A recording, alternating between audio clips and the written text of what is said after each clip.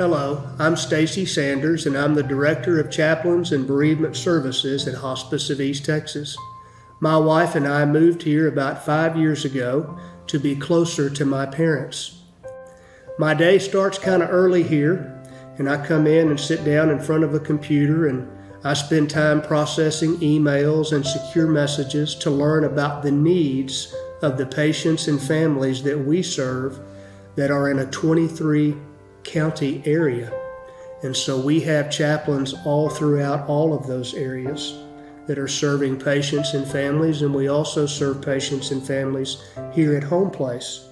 I'm also responsible for our bereavement department, and our bereavement department stays with families for at least 13 months after they lose a loved one. We provide workshops, we provide seminars, we do support groups, we do face-to-face visits, we make phone calls to those families, and we also send numerous different mailings to all of those that involve a letter from me and also grief support information to help them on their grief journey. You know, of all these things, one of the things that is still nearest and dearest to my heart is that of being a chaplain.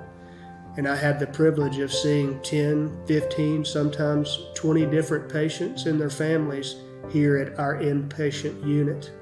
One of the things that I have learned in my experiences over the last several years is that many of us have a tendency to avoid the reality of death. And then when we do get some bad news or we do lose someone that we love, we're caught off guard. It's that reality that makes me think that hospice servants are so special, because they get up each and every day and they walk into homes and into rooms and they face the very thing that many of us seek to avoid, and that is the reality of death. One of the things that I do when I step into a room as a chaplain is I make sure that my only agenda is the agenda of that patient and that family. And it is always my hope to uncover what their needs are, what those things are that they need to process and work through.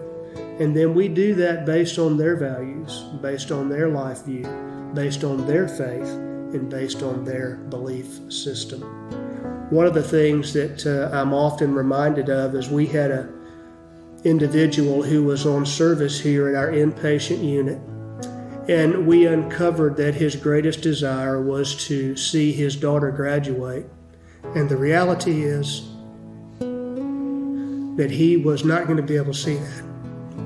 And so we had a lot of people that got in touch with a local school district, and we put together a mock graduation right here on campus. And he got to see his daughter graduate in full cap and gown. There's a lot of things that we do as a chaplain.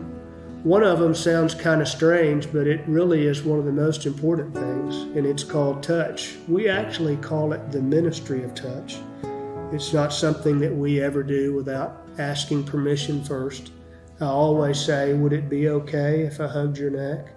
Or would it be all right if I just sat here with you and held your hand? COVID-19 has made that reality difficult. Having to wear a mask or to wear gloves when you go in a room and keep a certain amount of distance between yourself and family members is very, very difficult. Your heart wants to lean right in, but you know that you can only lean in so far. You know, there's something else about COVID-19 that is a reality, and I hear this a lot in the community and those that I serve, and also those among staff. And the word that comes to mind is loss. You know, bereavement in and of itself means loss. Many of the times when we hear bereavement, we think of loss of life. But in all actuality, it covers any loss. There are those who are grieving and mourning today because the beautiful wedding that they had planned will not be a reality. There are many who are grieving and mourning today because they had plans of a big trip that they had paid for and really been dreaming of and now can't go. So in all actuality, I think that probably most of us, because of COVID-19, are experiencing loss. Think, if you will, for just a moment with me, and I'm reminded of a patient that passed away and the spouse remained. Not only did she lose her husband, but she also lost the opportunity to mourn because the family's traditional way of celebrating a life couldn't be done at this time. And not only that, but the adult children lived in a different state. And because of COVID-19 restrictions, they couldn't travel to be with her. And so this individual found herself alone. So she was experiencing multiple losses all at the same time. And the reality is that COVID-19 compounds loss. I think one of the greatest gifts that we can give one another is the gift of listening. And I think that one of the greatest gifts that we can give ourselves is the privilege and openness to share our hearts with someone that is willing to listen to us as well. If ever there was a time that we needed to be available to one another, to listen and to encourage, I think that time is now. You know, all of us grieve in different ways, and it is as individualistic as we are. For me, I'm what you might call an instrumental griever. I'm that guy that gets on the back end of a lawnmower and starts pushing, or on the back end of a weed eater and starts weed eating. And as I visit with you today, I can think specifically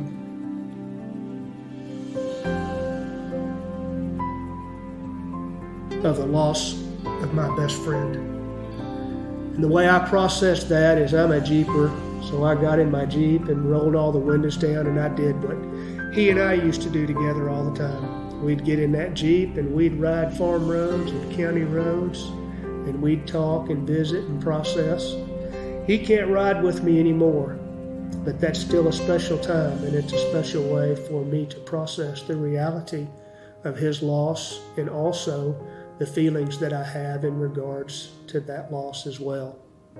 You know, one of the things that my wife and I do, and this is on a much more personal level, is, as I shared with you earlier, the very reason that we moved here was to be close to my parents, and it was going great for about 5 years, and then COVID-19 comes along, and now we can't get close to them. So we call them every Saturday morning, and my mama gives us her list of things that we need, and we go get them, and we drive over to their house, and we call and let them know we're there.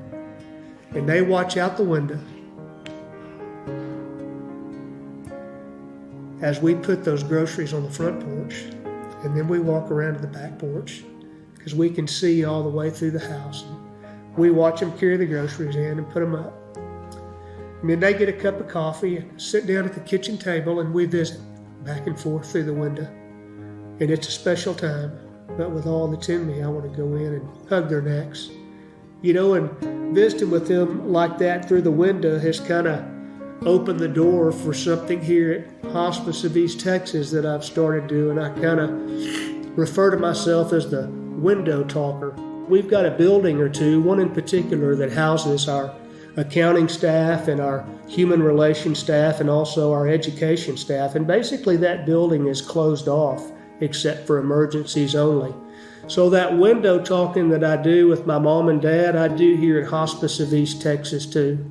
I enjoy going to that building and just walking around the outside and tapping on the window, throwing out a smile. Sometimes they'll raise the window a little bit and we'll visit.